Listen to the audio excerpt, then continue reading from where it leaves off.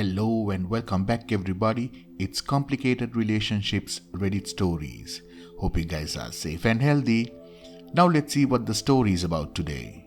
What if you take advice from online communities and suddenly decide to divorce your spouse, but later realized what a huge mistake it was? You thought you got your freedom to be with multiple partners, or you end up at a therapist office few times a week. Well, let's listen to this story. We were together for 8 years that was mostly good, and we have 4 kids. Right around 5 years, I got a promotion at work and I got it in my head that my ex-husband was dragging me down, or at least holding me back from more success and a better life. We never had a lot of money, but with my promotion, I was now making more than he was.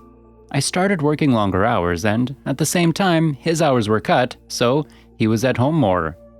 I really began to resent him because he was home and he got to spend time with our kids. Most nights when I got home, they were already getting for bed, if not already sleeping.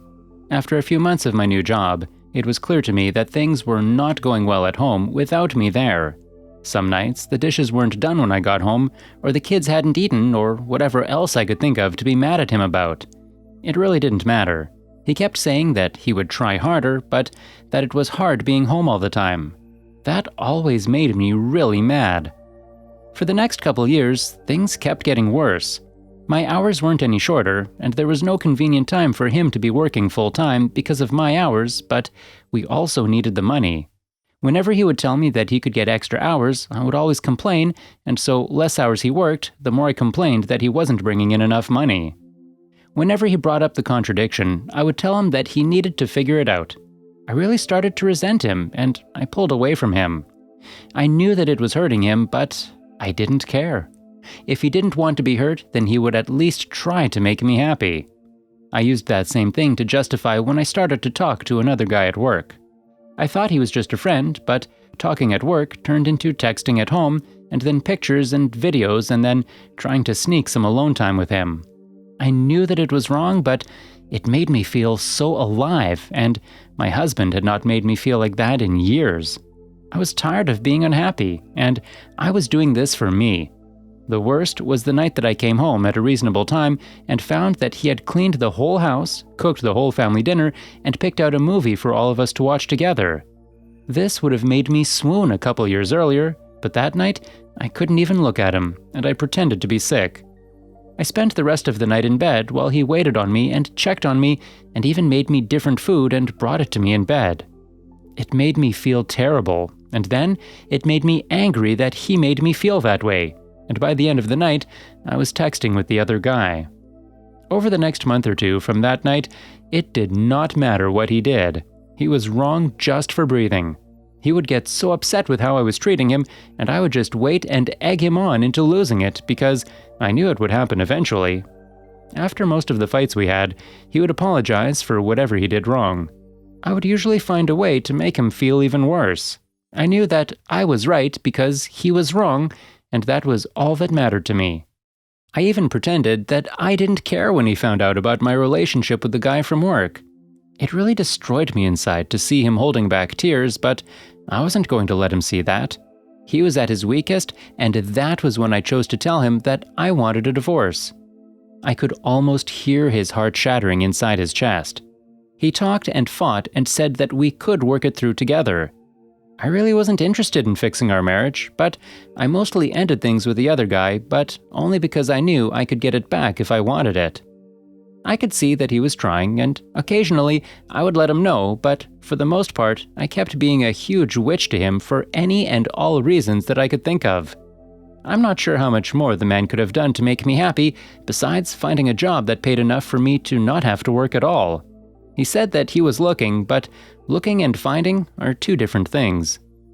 If you are enjoying the story so far, please give a thumbs up and do subscribe to the channel. It was around this time that I discovered a few online groups.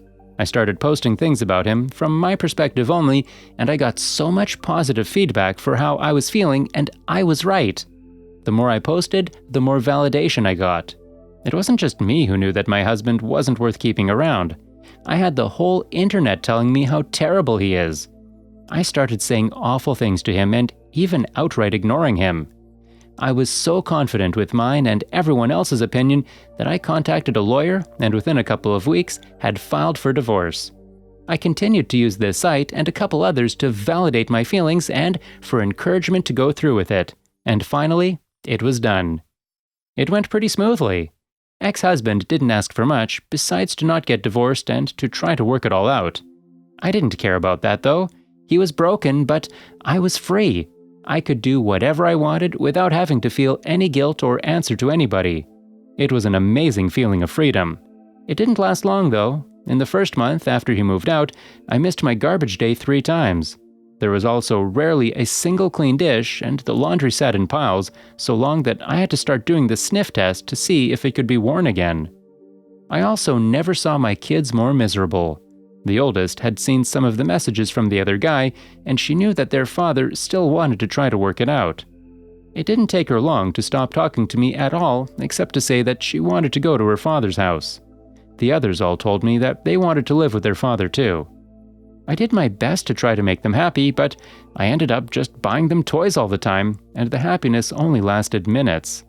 I also was having a lot of trouble with work. Being alone, I couldn't work all those extra hours that I was expected to. I finally gave in and started calling X to watch the kids. He would always come over as soon as he could, and he always asked me if I needed anything.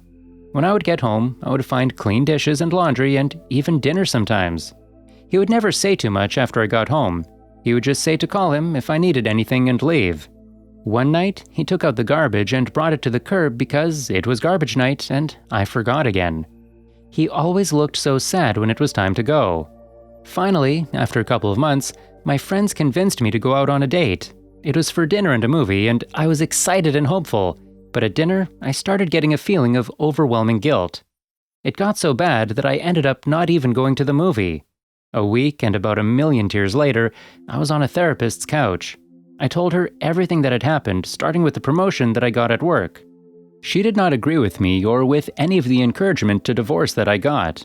I ended up in her office 2 and sometimes 3 times a week, and the more that I talked to prove that I was right, the more that I started to see how wrong I was. It was truly heartbreaking. I don't know if I cried as much in my whole life as I did in the first month in her office. After about $2,000 of therapy sessions, I learned that my ex had his faults, but I figured out that mine were so much worse. I did so many awful things to make him not want to be with me, but he did. I still remember him asking me in the meeting with the lawyer to please not go through with it. I did go through with it though, and then later I bragged on here how great it felt. I was so wrong, and now I can see it. A couple weeks ago, I went outside with him when he was leaving the house. I asked him about getting back together. When he looked at me, his eyes were full of tears and a couple went down his cheeks. He told me that he didn't know if he could.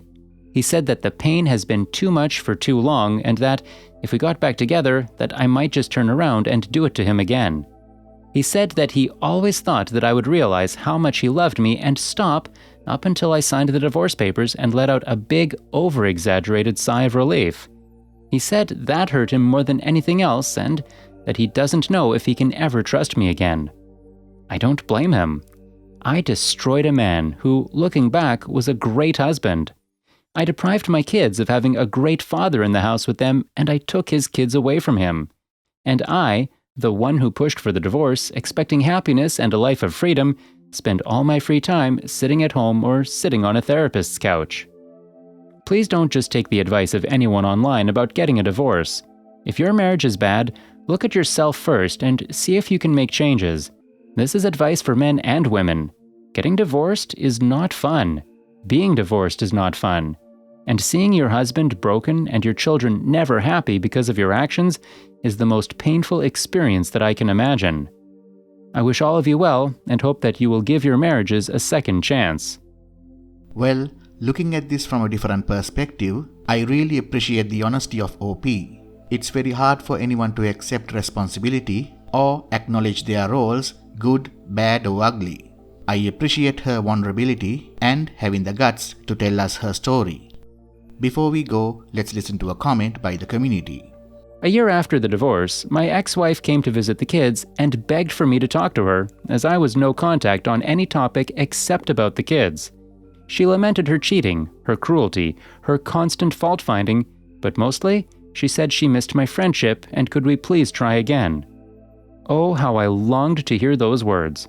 I would have paid any price, done anything to hear it again. But on the divorce, she was so happy hitting me over the head with it and how happy she was going to be without me in her life. It broke me. My heart and my soul, my self-worth were tied up in our marriage, and she destroyed all of it. End of the story.